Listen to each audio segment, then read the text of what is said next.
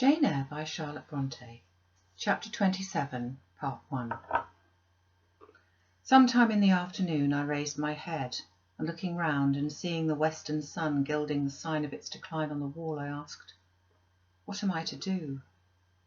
But the answer my mind gave, "Leave Thornfield at once," was so prompt, so dread, that I stopped my ears. I said I could not bear such words now. That I am not Edward Rochester's bride is the least part of my woe. I alleged that I have wakened out of the most glorious dreams and found them all void and vain, is a horror I could bear and master, but that I must leave him decidedly, instantly, entirely, is intolerable. I cannot do it. But then a voice within me averred that I could do it, and foretold that I should do it. I wrestled with my own resolution. I wanted to be weak that I might avoid the awful passage of further suffering I saw laid out for me, and conscience turned tyrant, held passion by the throat, told her tauntingly she had yet but dipped her dainty foot in the slough, and swore that with that arm of iron he would thrust her down to unsounded depths of agony. "Let me be torn away then," I cried. "Let another help me." "No, you shall tear yourself away. None shall help you. You shall yourself pluck out your right eye, yourself cut off your right hand. Your heart shall be the victim, and you the priest to transfix it." I rose up suddenly, terror-struck at the solitude which so ruthless a judge haunted, at the silence which so awful a voice filled. My head swam as I stood erect. I perceived that I was sickening from excitement and inanition. Neither meat nor drink had passed my lips that day, for I had taken no breakfast. And with a strange pang, I now reflected that, long as I had been shut up here, no message had been sent to ask how I was, or to invite me to come down. Not even little Adele had tapped at the door. Not even Mrs. Fairfax had sought me. "Friends always forget those whom fortune forsakes," I murmured, as I undrew the bolt and passed out. I stumbled over an obstacle. My head was still dizzy, my sight was dim, and my limbs were feeble.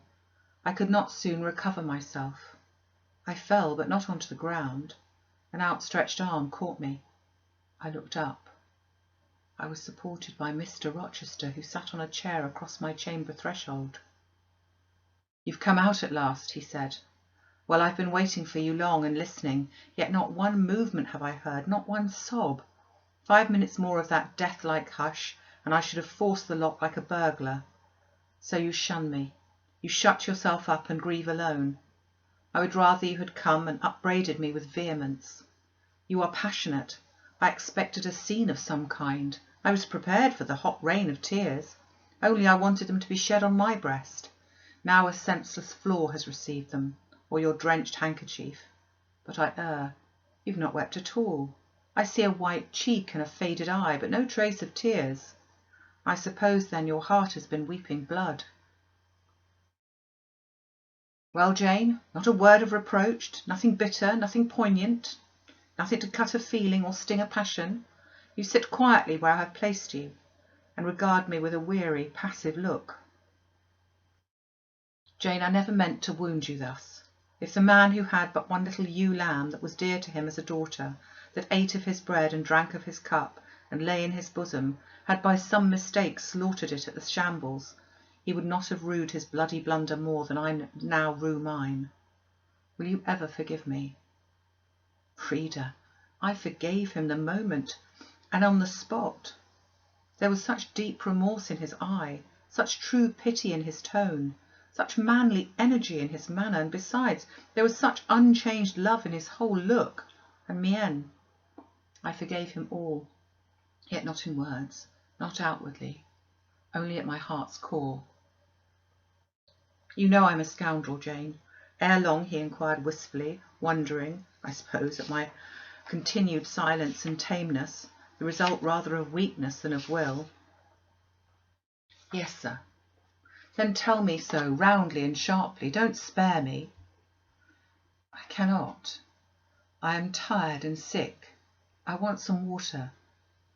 He heaved a sort of shuddering sigh, and taking me in his arms, carried me downstairs. At first I did not know to what room he had borne me. All was cloudy to my glazed sight. Presently I felt the reviving warmth of a fire. For, summer as it was, I had become icy cold in my chamber. He put wine to my lips. I tasted it and revived. Then I ate something he offered me and was soon myself. I was in the library, sitting in his chair. He was quite near. If I could go out of life now, without too sharp a pang, it would be well for me, I thought. Then I should not have to make the effort of cracking my heartstrings and rending them from among Mr. Rochester's. I must leave him, it appeared.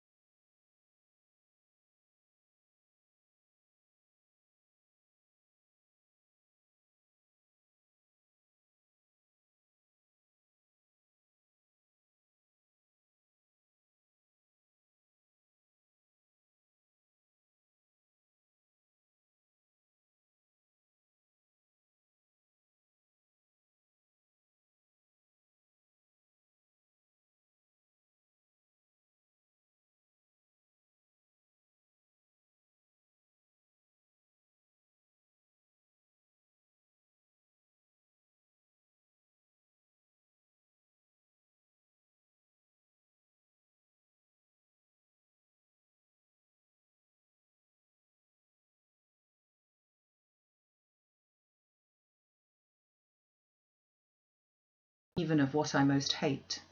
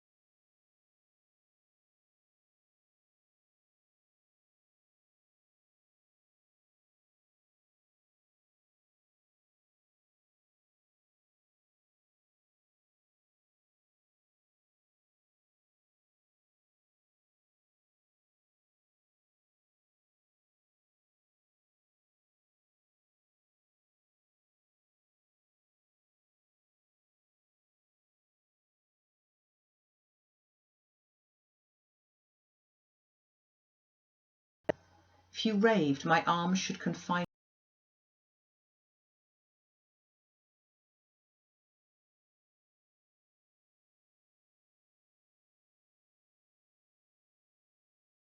at least as fond as it would be restrictive. I should not shrink from you with disgust as I did with her. In your quiet moments you should have no watcher and no nurse but me, and I could hang over you with untiring tenderness, though you gave me no smile in return, and never weary of gazing into your eyes, though they no longer had a ray of recognition for me. But why do I follow that train of ideas? I was talking of removing you from Thornfield.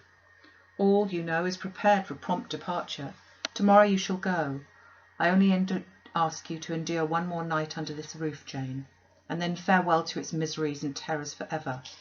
I have a place to repair to, which will be a secure sanctuary from hateful reminiscences, from unwelcome intrusion, even from falsehood and slander.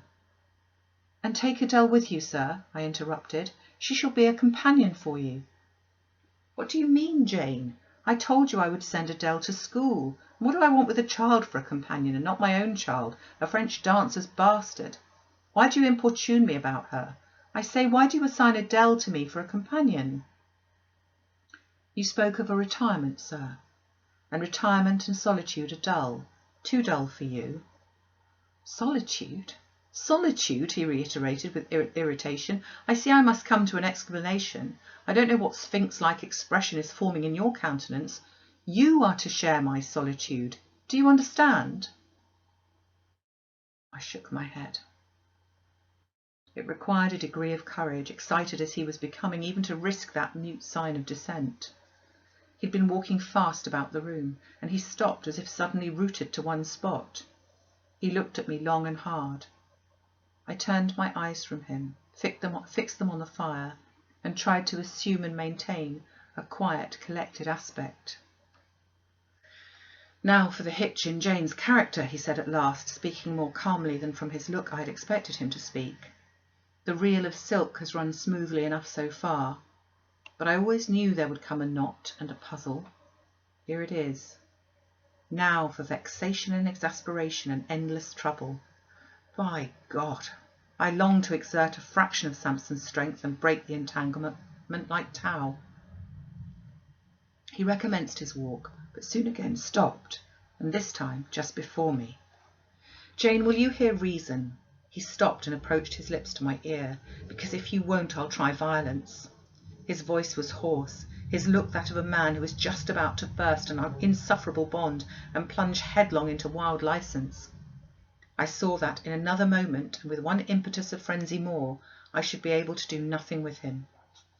The present, the passing second of time, was all I had in which to control and restrain him. A movement of repulsion, flight, fear would have sealed my doom and his. But I was not afraid, not in the least. I felt an inward power, a sense of influence which supported me. The crisis was perilous, but not without its charm, such as the Indian perhaps feels when he slips over the rapid in his canoe. I took hold of his clenched hand, loosened the contorted fingers, and said to him soothingly, "Sit down. I'll talk to you as long as you like, and hear all you have to say, whether reasonable or unreasonable." He sat down, but he did not get leave to speak directly. I'd been struggling with tears for some time. I'd taken great pains to repress them, because I knew he would not like to see me weep. Now, however, I considered it well to let them flow as freely and as long as they liked. If the flood annoyed him, so much the better. So I gave way and cried heartily. Soon I heard him earnestly entreating me to be composed. I said I could not while he was in such a passion. "But I'm not angry, Jane. I only love you too well, and you had steeled your little pale face with such a resolute, frozen look, I could not endure it.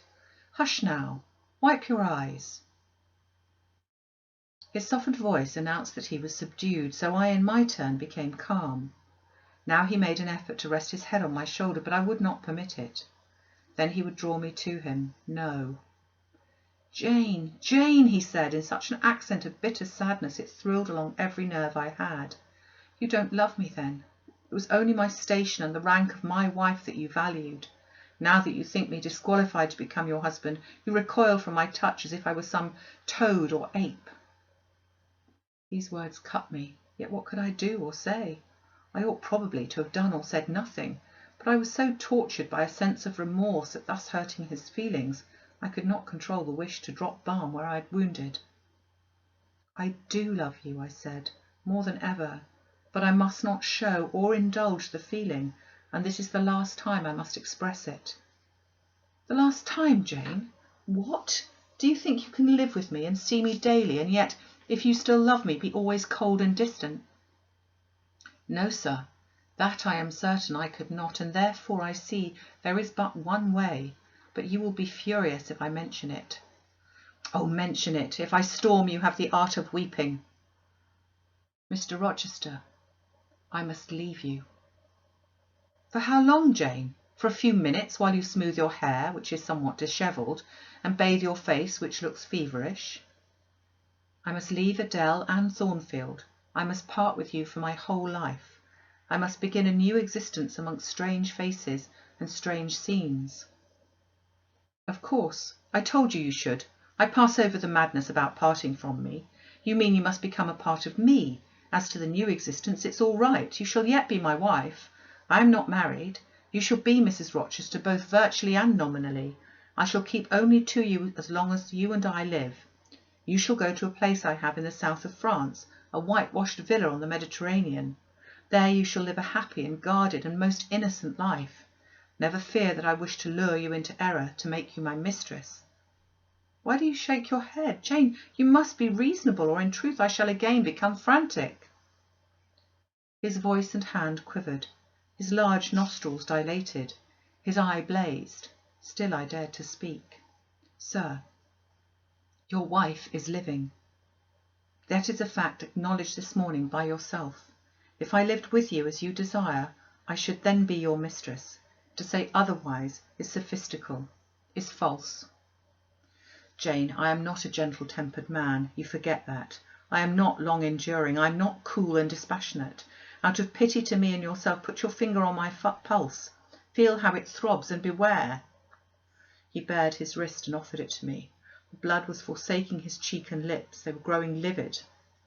I was distressed on all hands. To agitate him thus deeply by a resistance he so abhorred was cruel. To yield was out of the question. I did what human beings do instinctively when they are driven to utter extremity, looked for aid to one higher than man. The words, "God help me," burst involuntarily from my lips. "I am a fool," cried Mr. Rochester suddenly. "I keep telling her I'm not married, and do not explain to her why. I forget she knows nothing of the character of that woman, or of the circumstances attending my infernal union with her. Oh, I am certain Jane will agree with me in opinion when she knows all that I know. Just put your hand in mine, Janet, that I may have the evidence of touch as well as sight to prove that you are near me, and I will, in a few words, show you the real state of the case. Can you listen to me?" "Yes, sir, for hours, if you will." "I ask only minutes, Jane. Did you ever hear or know that I was the eldest son of my house, that I had once a brother older than I?" "I remember Mrs. Fairfax told me so once." "And did you ever hear that my father was an avaricious, grasping man?" "I have understood something to that effect." "Well, Jane, being so, it was his resolution to keep the property together. He could not bear the idea of dividing his estate and leaving me a fair portion. All, he resolved, should go to my brother, Rowland. Yet as little could he endure that a son of his should be a poor man. I must be provided for by a wealthy marriage. He sought me a partner betimes. Mr. Mason, a West Indian planter and merchant, was his old acquaintance. He was certain his possessions were real and vast. He made inquiries. Mr. Mason, he found, had a son and daughter, and he learned from him that he could and would give the latter a fortune of £30,000. That sufficed. When I left college, I was sent out to Jamaica to espouse a bride already courted for me. My father said nothing about her money, but he told me Miss Mason was the boast of Spanish Town for her beauty, and this was no lie. I found her a fine woman, in the style of Blanche Ingram, tall, dark, majestic. Her family wished to secure me because I was of good race, and so did she. They showed her to me in parties, splendidly dressed. I seldom saw her alone, and had very little private conversation with her. She flattered me, and lavishly displayed for my pleasure her charms and accomplishments. All the men in her circle seemed to admire her and envy me. I was dazzled, stimulated. My senses were excited, and being ignorant, raw, and inexperienced, I thought I loved her. There is no folly so besotted that the idiotic rivalries of society, the prurience, the rashness, the blindness of youth will not hurry a man to its commission. Her relatives encouraged me, competitors piqued me, she allured me. A marriage was achieved almost before I knew where I was. Oh, and I have no respect for myself when I think of that act. An agony of inward contempt masters me. I never loved. I never esteemed. I did not even know her. I was not sure of the existence of one virtue of her nature. I had marked neither modesty, nor benevolence, nor candour, nor refinement in her mind or manners, and I married her. Gross, grovelling, mole-eyed blockhead that I was. With less sin I might have, but let me remember to whom I'm speaking. My bride's mother I had never seen. I understood she was dead. The honeymoon over, I understood she was only mad and shut up in a lunatic asylum. There was a younger brother too, a complete dumb idiot. The elder one, whom you have seen, and whom I cannot hate whilst I abhor all his kindred, because he has some grains of affection in his feeble mind, shown in the continued interest he takes in his wretched sister, and also in a dog-like attachment he once bore me, will probably be in the same state one day. My father and my brother Rowland knew all this, but they thought only of the £30,000, and joined in the plot against me.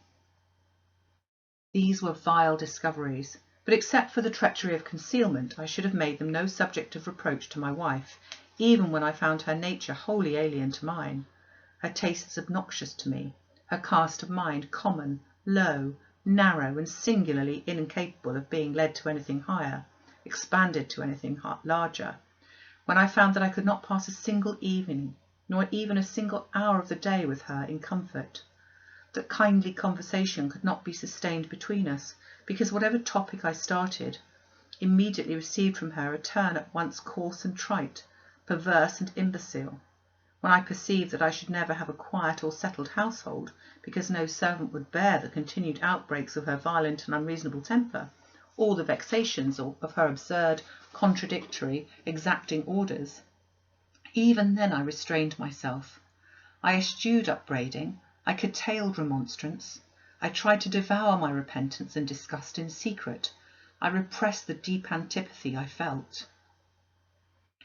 Jane, I will not trouble you with abominable details. Some strong words shall express what I have to say. I lived with that woman upstairs 4 years, and before that time she had tried me indeed. Her character ripened and developed with frightful rapidity. Her vices sprang up fast and rank. They were so strong only cruelty could check them, and I would not use cruelty. What a pygmy intellect she had, and what giant propensities! How fearful were the curses those propensities entailed on me! Bertha Mason, the true daughter of an infamous mother, dragged me through all the hideous and degrading agonies which must attend a man bound to a wife at once intemperate and unchaste. My brother, in the interval, was dead. At the end of the 4 years my father died too. I was rich enough now, yet poor to hideous indigence. A nature the most gross, impure, depraved I ever saw, was associated with mine, and called by the law and by society part of me. And I could not rid myself of it by any legal proceedings, for the doctors now discovered that my wife was mad. Her excesses had prematurely developed the germs of insanity. Jane, you don't like my narrative. You look almost sick. Shall I defer the rest to another day? No, sir. Finish it now. I pity you. I do earnestly pity you. Pity, Jane, from some people is a noxious and insulting sort of tribute, which one is justified in hurling back in the teeth of those who offer it. But that is a sort of pity native to callous, selfish hearts. It is a hybrid, egotistical pain at hearing of woes crossed with ignorant contempt for those who've endured them. But that is not your pity, Jane. It is not the feeling of which your whole face is full of at this moment, with which your eyes are now almost overflowing, with which your heart is heaving, with which your hand is trembling in mine. Your pity, my darling, is the suffering mother of love.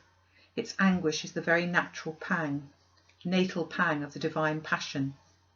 I accept it, Jane. Let the daughter have free advent. My arms wait to receive her.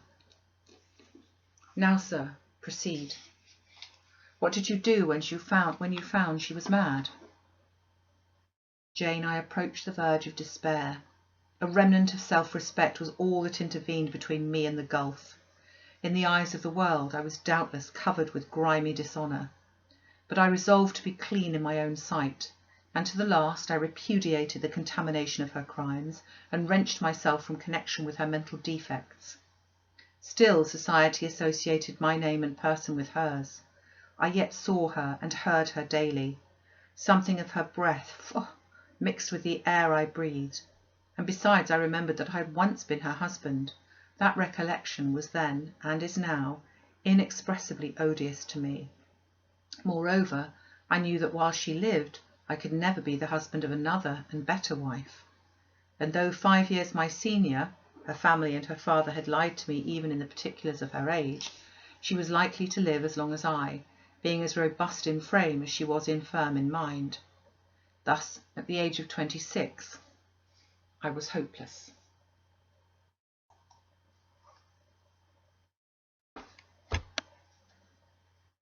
Oh gosh.